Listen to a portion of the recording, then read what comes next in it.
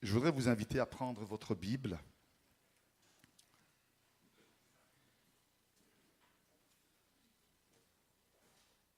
Dans le livre de Jacques,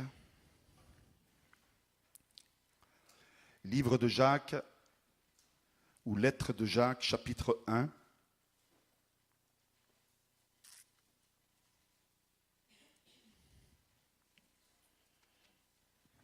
On va lire 4 versets ensemble. Jacques, chapitre 1, versets 5 à 8.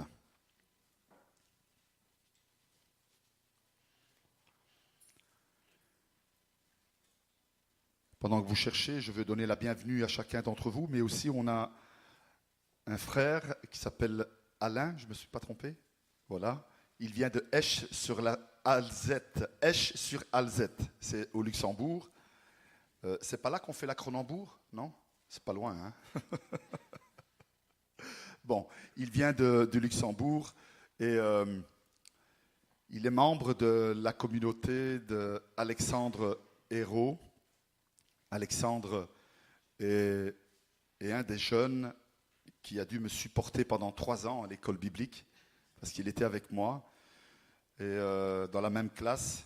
Et je remercie le Seigneur parce que ne lui répète pas, Alain, mais moi je lui ai dit, quand j'ai appris qu'il m'a appelé, il m'a dit qu'il était pasteur, je lui ai dit, Alexandre, je pouvais imaginer tout, mais jamais que tu deviendrais pasteur. Parce qu'on a vécu 3 ans assez particuliers. Hein, il a été souvent la proie au travail pendant ses études, un travail spirituel sur sa vie, la proie au doute. Mais Dieu l'a animé d'un zèle et d'une onction et aujourd'hui il est pasteur. C'est extraordinaire, formidable. Comme quoi le Seigneur est bon. C'est vraiment dans le thème de la prédication de ce matin. Ce n'est pas par hasard que tu es là, Alain. Hein? Tu as voulu que je parle d'Alexandre et donc voilà. Bénis ton pasteur de notre part et salue-le bien de notre part. Et j'espère qu'on arrivera finalement à organiser cette activité qu'on avait préparée à un moment donné. On arrivera probablement à le faire. Voilà. Si vous avez trouvé ce passage dans la lettre de Jacques, chapitre 1, versets 5 à 8, on va lire ensemble. Il dit comme ceci. « Si quelqu'un d'entre vous manque de sagesse, qu'il la demande à Dieu, qui donne à tous simplement et sans reproche, et elle lui sera donnée. Mais qu'il la demande avec foi, sans douter, car celui qui doute est semblable au flot de la mer, agité par le vent et poussé d'un côté à l'autre.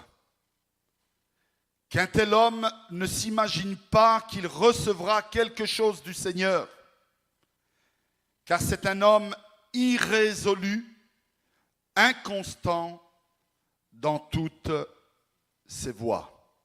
Amen. Que le Seigneur bénisse sa parole dans nos cœurs encore ce matin. Comme vous le comprenez, ce matin, on va parler de la confiance, de la foi que nous mettons en Dieu ou pas. Et donc, on va voir que Dieu n'a pas équipé des personnes de plus de foi que d'autres. Et la foi n'est pas quelque chose qui est réservé uniquement à une caste de personnes, mais que la foi est ouverte à tous les êtres humains sur cette terre. Tous ceux qui ouvrent leur cœur au Seigneur seront remplis de cette confiance et cette foi envers Dieu et avec tout ce qu'il en résulte par après. Mais le doute, qui est le pire ennemi de la foi, de la confiance, provoque des choses dans les êtres humains et particulièrement chez les chrétiens. D'abord, la première chose que provoque le doute, eh bien, c'est la limitation de notre potentiel. Chacun de nous, Dieu a un plan pour notre vie. Il désire nous utiliser d'une certaine façon, d'une certaine manière.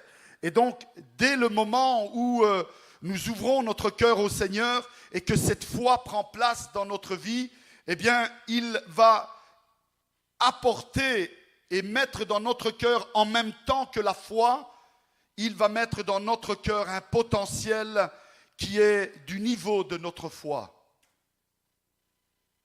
Essayons de comprendre ces choses.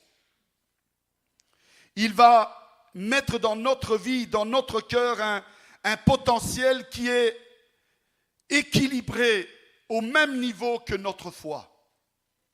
Cela signifie que si nous désirons augmenter le potentiel dans notre vie, nous devons augmenter ce niveau de foi dans notre vie. Si nous voulons voir des choses particulières se réaliser dans notre vie et autour de nous, il faut que la foi grandisse dans notre vie. Donc, première chose que nous devons comprendre, en tant qu'enfants de Dieu, si nous doutons, eh bien, notre force spirituelle, notre potentiel, les choses que Dieu a préparées pour que nous puissions les accomplir, eh bien, nous ne pourrons pas les accomplir. Parce que nous nous arrêterons. Nous serons dans une situation comme si nous étions liés. Parce que le doute lie. Le doute arrête.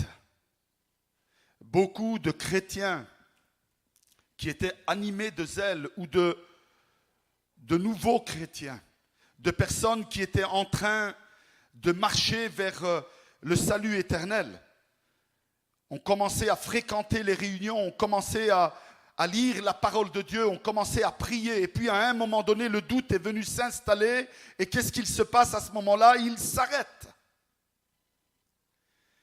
Et tout ce que Dieu avait préparé pour leur vie est mis en attente. Parce que Dieu peut permettre que ces choses s'accomplissent uniquement dans le cœur, dans l'âme et dans l'esprit de ceux qui sont animés de la foi et pas du doute. Donc, première chose, le doute arrête, bloque le potentiel que Dieu a mis dans notre vie ou qu'il veut mettre dans notre vie. Deuxièmement, le doute enclenche la peur ou déclenche la peur.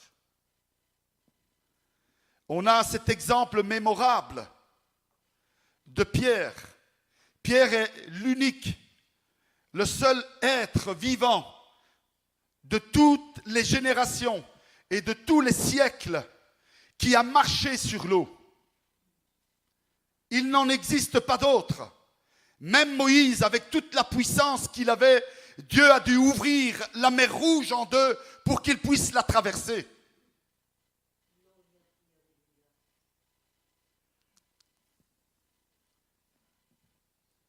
Pierre était un homme rempli de foi, animé d'une foi extraordinaire, d'une confiance extraordinaire en Dieu, au point qu'au moment où il est sur cette barque qui est ballottée par le vent et la tempête, et lorsqu'il va voir apparaître au loin Jésus, au départ, ils ne le reconnaissent pas. Vous vous rappelez de cette histoire, n'est-ce pas?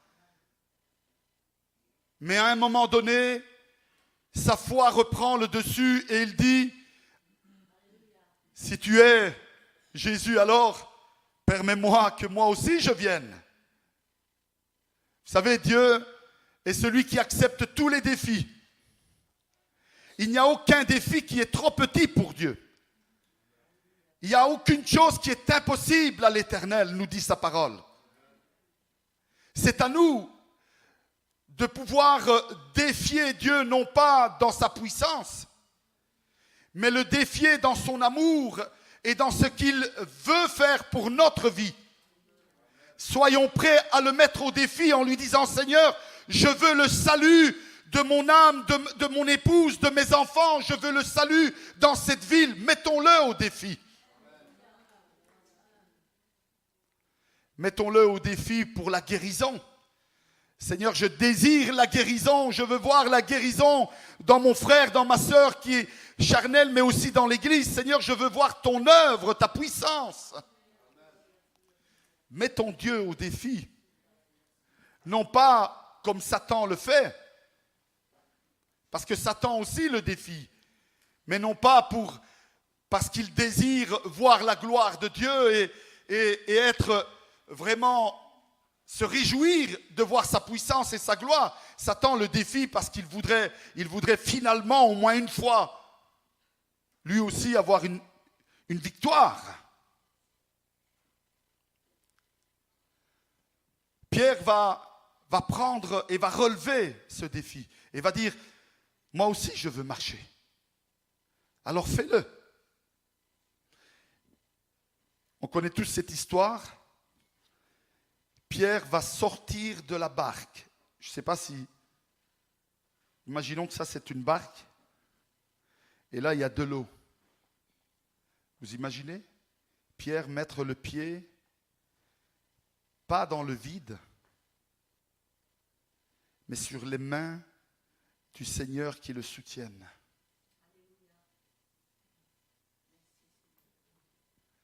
Et quand il va marcher dans l'eau, la parole de Dieu nous dit qu'il était là, mais à un moment donné, qu'est-ce qu'il fait?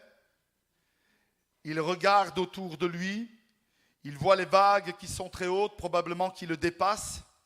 Et là, il va prendre peur parce qu'il va douter. Il va douter, il va prendre peur et la peur va s'installer dans son cœur. Et qu'est-ce qui se passe? Quelqu'un se rappelle de ce qui s'est passé? Il s'est enfoncé, il a coulé. Et c'est Dieu qui le reprend, c'est Jésus qui le reprend avec sa main. Le doute provoque la peur. Le doute provoque l'angoisse. Le doute non seulement nous arrête dans notre élan, mais crée quelque chose qui ne vient pas de Dieu, provoque quelque chose qui ne vient pas de Dieu. C'est quelque chose que le diable veut mettre dans notre cœur pour nous empêcher de voir la gloire de Dieu. Je ne sais pas, ce matin, il y a peut-être des âmes parmi nous ce matin qui sont la proie au doute. Ils voudraient voir Dieu se manifester, mais le doute s'est installé dans le cœur et donc ils n'arrivent plus à prier comme avant, ils n'arrivent plus à lire la Bible comme avant, ils n'arrivent plus à penser à Dieu comme avant. Ils ont perdu ce potentiel qu'ils avaient. Et non seulement cela, mais la peur s'est installée. Que sera fait demain? Comment les choses iront? Quand le doute s'installe, eh bien nous nous laissons, ce n'est plus nous qui dirigeons les circonstances, mais c'est les circonstances qui nous dirigent.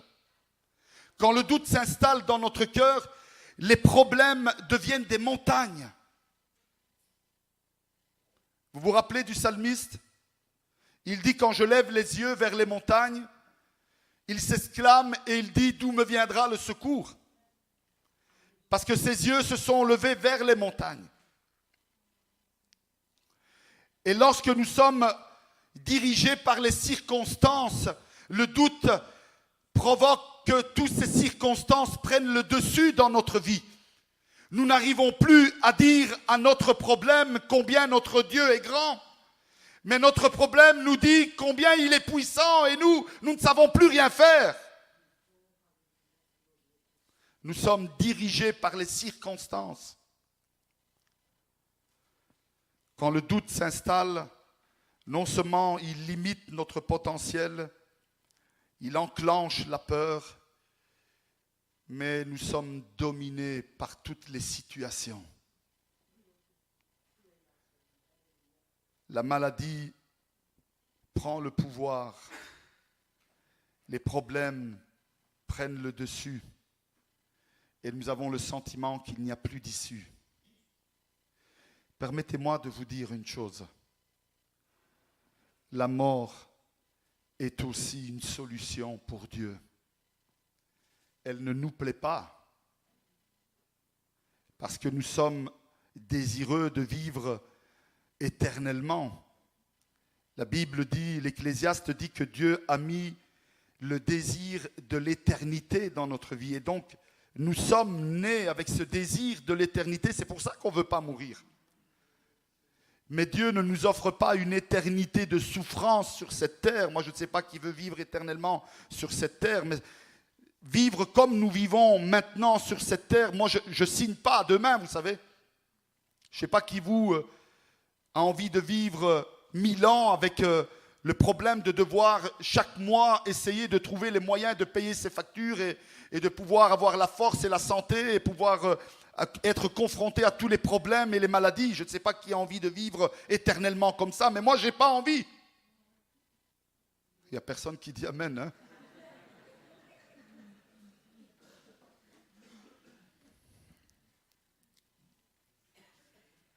La mort est aussi la solution pour Dieu. Le moment venu, Dieu nous appelle à sa maison. Et nous allons avec lui pour l'éternité. C'est dur, le temps des séparations sont durs, mais les retrouvailles.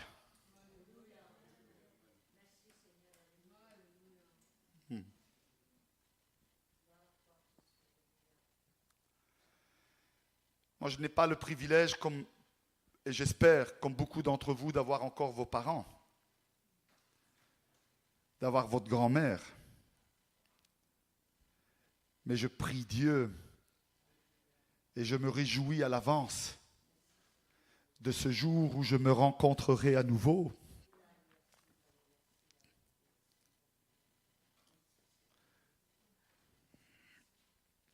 Et ça ne sera pas pour un temps. Ça sera pour l'éternité.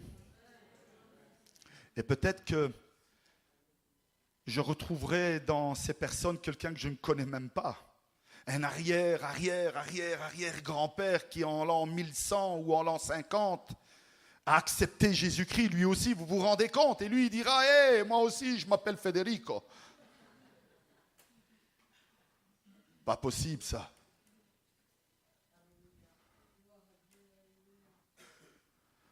Vous vous rendrez compte? Les surprises agréables que Dieu nous fera. J'allais dire quelque chose, mais ce n'est pas dans le contexte, mais tant pis, je vais le dire. Permettez-moi, je sors du contexte, hein, j'ouvre une parenthèse. Et vous vous rappelez que la Bible dit que le jour de l'avènement, vous savez déjà ce que je vais vous dire, hein, parce que je l'ai déjà dit ça. Le jour de l'avènement, il va nous prendre et nous allons rentrer avec lui dans les noces de l'agneau. Je ne sais pas si vous arrivez à imaginer cette haie d'honneur des anges qui sont là en train de nous applaudir. Vous ne voyez pas ça? Moi, je les vois déjà. En train de crier et dire, ils ont gagné. Ils y sont arrivés. Ils sont là, ils entrent, ils rentrent. Et alors, ils commencent à donner gloire à Dieu pour son sacrifice à la croix. Et le résultat de son sacrifice est là. Et tous entrent dans une haie d'honneur. Et vous savez, après, le Seigneur... Mais là c'est pas, vous n'allez pas vous rigoler, là. Et là, à un moment donné, le Seigneur, il commence à donner les places. Parce que c'est un grand banquet. Hein. Imaginez le grand banquet. Et bien, vous savez ce qu'il va faire, le Seigneur? Moi, je crois ça. Ce n'est pas écrit dans la Bible, mais j'y crois. Je ne sais pas, c'est peut-être une révélation. Hein. Le Seigneur, il va vous mettre à côté des gens que vous n'aimez pas.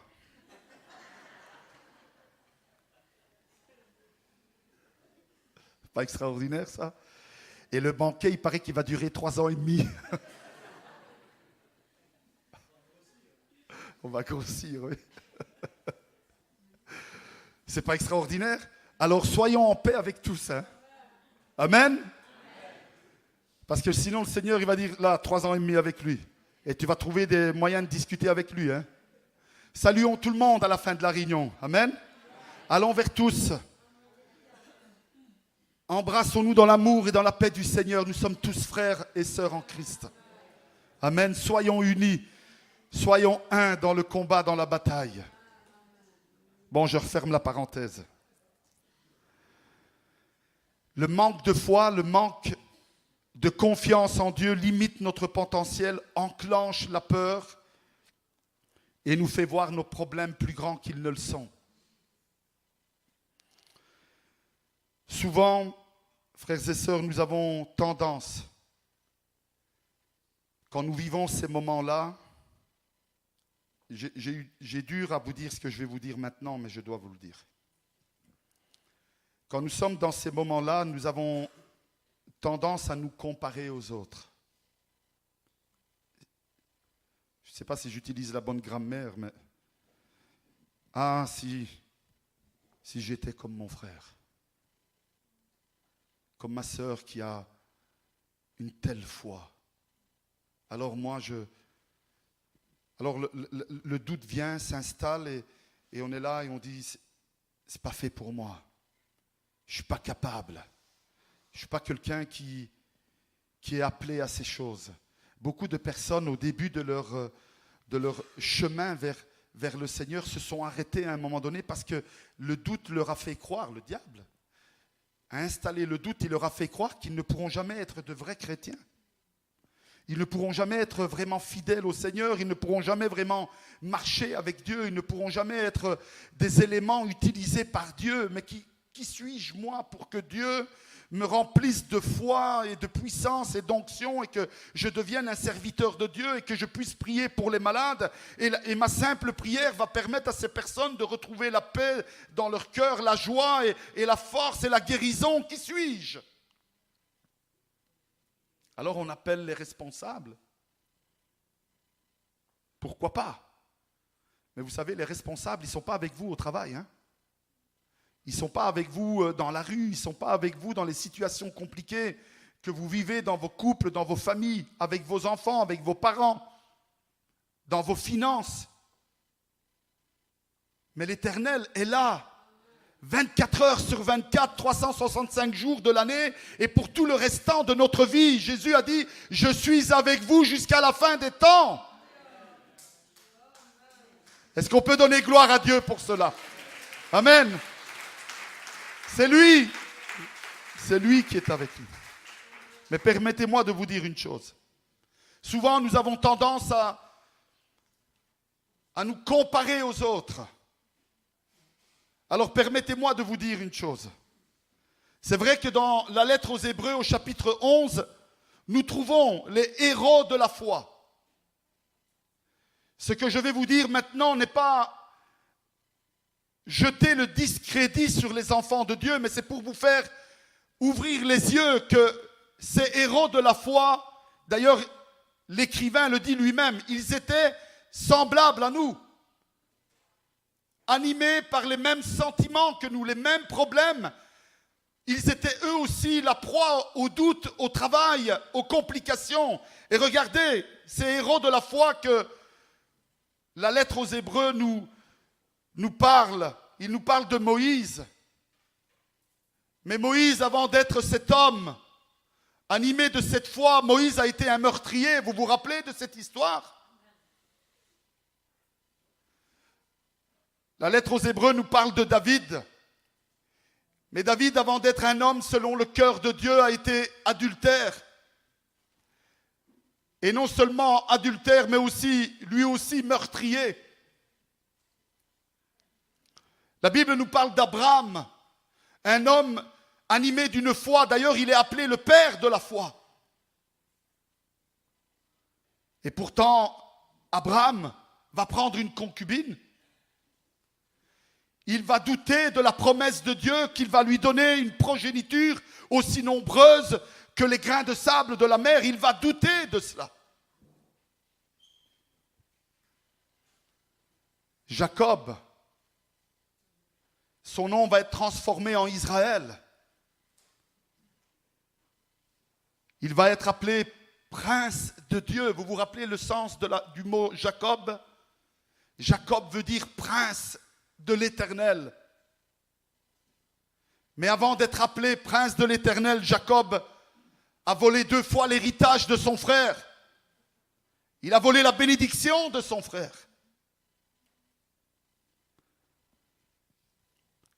Nous nous rappelons de Paul. Paul, avant de devenir cet évangéliste qui va évangéliser toute l'Europe, était un terroriste spirituel. C'était un homme qui recherchait les chrétiens. Si nous serions au temps de Paul, rien que le fait de prononcer le nom Paul, tout le monde, je suis sûr qu'il n'y a personne qui appellerait ses enfants Paul. Hein? Comme plus personne ne veut appeler ses enfants Judas. Est-ce qu'il y a quelqu'un qui voudrait appeler son fils Judas? À ce temps-là, jamais personne n'aurait appelé son fils Paul. Mais c'est parce que Dieu a fait quelque chose dans la vie de Paul. Il a transformé, il a changé le cœur de Paul. Et Paul, de terroriste qu'il était, il est devenu un serviteur de Dieu, un des plus grands missionnaires que nous connaissons dans l'histoire de l'humanité. Et puis Pierre, Pierre était un homme rude. Et il avait le langage qui accompagnait son caractère, vous savez. Parce qu'il y en a qui disent... Ils disent les choses et après ils disent « j'aurais jamais dû dire ça ». Et c'est vrai, vous n'auriez jamais dû le dire. Je confirme. Mais Pierre était un homme rude, un homme qui avait un caractère fort. Et pourtant, vous vous rappelez ce qu'il a fait, Pierre? Qu'est-ce qu'il a fait, Pierre? Il a fait quoi? Il a trahi Jésus. Combien de fois nous-mêmes, par notre attitude, nos paroles, notre comportement, nos actions, nous trahissons notre Seigneur. Et pourtant, la lettre aux Hébreux parle d'eux comme des héros de la foi. La Bible nous dit que partout où Pierre passait, son ombre guérissait les malades. Est-ce que nous nous rendons compte de cela? Partout où Pierre passait dans la rue, rien que le fait, je ne sais pas, j'imagine les gens regarder où le soleil était. Imaginez cette scène. Les gens regardaient le soleil où il est, ils disent, il va passer là, le soleil est là, je me mets là. Partout où Pierre passait, son ombre guérissait les malades. Un homme rempli de foi. Alors quel est le remède au doute? Parce qu'ici, c'est bien de parler des autres, mais ça serait bien qu'on parle de nous, non? Qu'est-ce que vous pensez? Quel est le remède au doute? Si le pire ennemi de la confiance, c'est le doute, ça signifie que le remède, c'est la confiance. Et la confiance en Dieu puise sa source dans la foi. Écoutez bien cela. Et la foi puise sa source dans ce que l'on entend. Qu'est-ce que tu entends du matin au soir? Lady Gaga? Qu'est-ce que tu entends du matin au soir?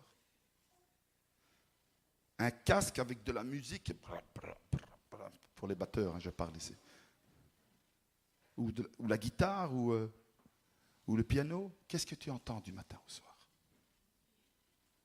Il y en a qui vont dire, si tu viens à la maison, tu vas voir ma femme. Hein. Tu l'entendras aussi. Hein. Mais peut-être parce que tu le mérites. Hein. Qu'est-ce que l'on entend? La Bible dit que si nous écoutons, c'est ça, hein, ce que l'on entend vient de la parole de Dieu. Ce n'est pas uniquement quand je lis la parole de Dieu. Hein. C'est quand mes oreilles sont sensibles à l'Esprit Saint, ça. C'est quand j'entends la voix de Dieu dans la création. Quand j'entends la voix de Dieu dans tous ses bienfaits. Quand j'entends la voix de Dieu dans les bénédictions qu'il me donne, dans sa présence, dans le soutien, dans l'aide qu'il m'apporte. Quand j'entends que Dieu s'est manifesté, oui, autre part, mais qu'il se manifeste encore. Quand j'entends sa parole comme ce matin. Quand j'entends ses bénédictions sur ma vie pendant que je prie. Oui, ma foi vient de ce que j'entends, et ce que j'entends vient de Dieu. Et plus je suis proche de Dieu, plus je suis en communion avec Dieu, plus je suis dans l'écoute de ce que Dieu fait et veut pour ma vie et fait dans ma vie, plus ma foi se renforce. Et plus ma foi se renforce, plus ma confiance prend place. Et alors je peux être au service du Seigneur. Je peux affronter les situations. C'est quoi la confiance? C'est quoi la foi? La foi est une ferme assurance des choses que l'on ne voit pas. C'est pas extraordinaire ça? C'est l'assurance, c'est la confiance que ce que l'on ne voit pas encore, nous allons bientôt le voir. C'est ça. C'est les problèmes dans mon couple qui vont s'arrêter. C'est les problèmes dans ma famille qui vont s'arrêter. Je le vois déjà avec les yeux de la foi. Je vois déjà... Mais ça, c'est pas difficile. Timothée, il se voit déjà marié. Hein? Mais il a la foi. Il a confiance que l'avion va décoller, il va atterrir, hein, croyez-moi. Hein? Son père est là, il dit, ben, il y a intérêt, je suis dans le même avion.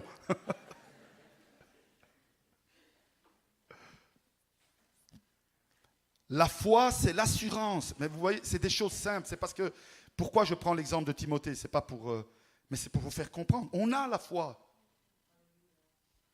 Elle est naturelle, cette foi. Quand nous sommes convaincus que ce que nous voulons faire est juste et nous devons le faire, la foi, elle est là, elle s'installe toute seule. Mettons notre confiance dans l'Éternel. La foi est une ferme assurance des choses qu'on espère et une démonstration, excusez-moi, de ce que l'on ne voit pas encore. Amen. Alors ce matin, on va dire, Seigneur, anime mon cœur de cette foi. Remplis-moi de cette espérance, cette confiance en toi, et que je puisse vraiment marcher avec toi. Oui, la foi est une ferme assurance des choses qu'on espère, est une démonstration des choses qu'on ne voit pas encore. Est-ce que vous voyez déjà les nouvelles âmes assises à côté de vous? Faites un peu de place, allez-y. Il n'y a que ceux qui font un peu de place qu'il y a quelqu'un qui va s'asseoir à côté d'eux. Hein. Il n'y a que ceux qui font un peu de place. Hein. Faites un peu de place, sinon il n'y a personne qui va s'asseoir à côté de vous. Faites un peu de place. C'est la confiance, hein, ça. Il y en a qui se disent, ben, oh, le pasteur, qu'est-ce qu'il a mangé hier? J'ai bien mangé hier, vous ne tracassez pas.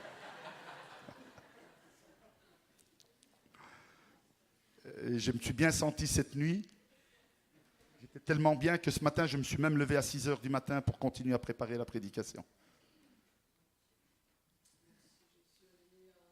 Soyons animés de la foi. Arrêtons d'être incrédules. Et ceux qui ne veulent pas croire, prions pour eux.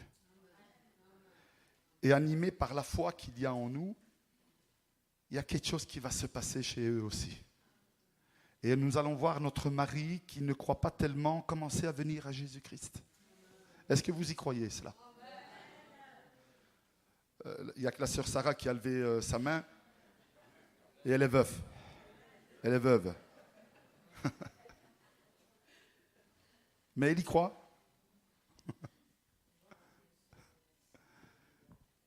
Non seulement le Seigneur va sauver notre mari qui ne croit pas encore en Dieu, mais il va aussi peut-être sauver notre femme qui ne croit pas en Dieu. Nos enfants, nos parents, ayons cette foi. Remercions déjà l'Éternel de dire, Seigneur, merci pour le salut que tu as mis dans ma famille, sur mes enfants, sur mes parents, dans cette église. Seigneur, merci pour les nouvelles âmes que tu commences à faire venir dans cette église. Merci parce que c'est toi, comme dans les jours de la Pentecôte, qui chaque jour tu rajoutais des âmes à ton église. On veut remercier le Seigneur pour ça? On va incliner nos têtes ensemble. Alléluia. Seigneur, merci. Seigneur, ce matin, nous voulons bannir le doute de nos pensées. Nous voulons vraiment dire, Seigneur, stop à toutes ces choses qui ont pris place dans nos têtes. Seigneur, ce matin, nous désirons vraiment te faire confiance. Seigneur, nous voulons avancer avec toi. Nous voulons vraiment te servir en pleine confiance. Nous voulons avoir cette certitude dans notre cœur, dans notre âme, dans notre esprit, Seigneur Dieu, que oui, les circonstances sont là, mais Seigneur, toi aussi, tu es là. Oui, les difficultés, les épreuves, la maladie a peut-être déjà pris place, Seigneur, mais toi aussi, tu es là avec moi et en moi, dans ma vie, dans mon être. Tu es là dans mon couple, dans ma famille, tu es là autour de mes enfants, tu es là autour de mes parents, de mon mari et de mon épouse. Seigneur, tu es ici dans cette église, Seigneur, et c'est toi qui dirige et gouverne, Seigneur Dieu, et change les cœurs et les pensées. Seigneur, nous te disons merci ce matin. Parce que c'est vrai, et nous le confessons, combien de fois nous sommes proie au doute, Seigneur Dieu. Combien de fois, Seigneur Dieu, nous sommes arrêtés dans notre élan. La peur prend place, ô Éternel, et les problèmes, les circonstances nous dominent, ô Éternel. Mais nous, ce matin, nous voulons crier vers toi et te dire, Seigneur, oui, interviens dans nos vies. Reprends la place qui t'est due, Seigneur, dans mon cœur, dans mon âme. Seigneur, je veux te donner ma vie, te donner mon cœur et je ne veux plus être la proie au doute. Je ne veux plus, Seigneur Dieu, m'abandonner à mes pensées qui m'éloignent de toi et qui m'empêchent de voir ta gloire, ô Éternel. Je veux marcher avec toi, Seigneur. Je veux vraiment te servir de tout mon cœur. Je veux voir, Seigneur Dieu, ces âmes nouvelles venir à toi. Par le simple témoignage de ta parole, parce que l'œuvre de conviction, c'est toi qui l'as fait. Mais le partage de ta parole, c'est nous, Seigneur Dieu. Et nous devons le faire avec la foi. Seigneur, merci pour mes frères et sœurs ce matin, à qui tu as parlé dans leur cœur et tu as fait comprendre et ressentir combien tu es grand et puissant. Et nous te disons merci pour cela, Seigneur. Seigneur, aide notre Église, aide nos familles, Seigneur, toutes les âmes, tous nos amis qui nous visitent, Seigneur Dieu, ces personnes qui viennent chercher l'aide et le soutien dans leur vie, dans leur cœur, Seigneur, on les présente à toi.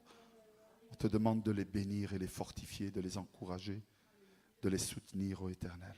Seigneur, merci pour ta grâce, pour ta présence, merci pour ton onction, pour... Seigneur Dieu, ce que tu accomplis encore dans nos cœurs jour après jour et ce que tu accompliras encore demain, nous le voyons déjà avec les yeux de la foi. Seigneur, nous voyons déjà ce que tu es en train d'accomplir, mais nous voyons déjà aussi ce que tu vas accomplir, Seigneur. Seigneur, merci pour cette grâce infinie, cet espoir qui renaît. Et si quelqu'un ce matin, Seigneur Dieu, ne ressent pas et n'arrive pas à réaliser, Seigneur, pose ta main sur ce frère et cette sœur, sur cet ami, Seigneur, cet ami qui est parmi nous ce matin, et remplis-la de ton esprit. C'est notre prière dans le nom puissant de Jésus-Christ. Amen.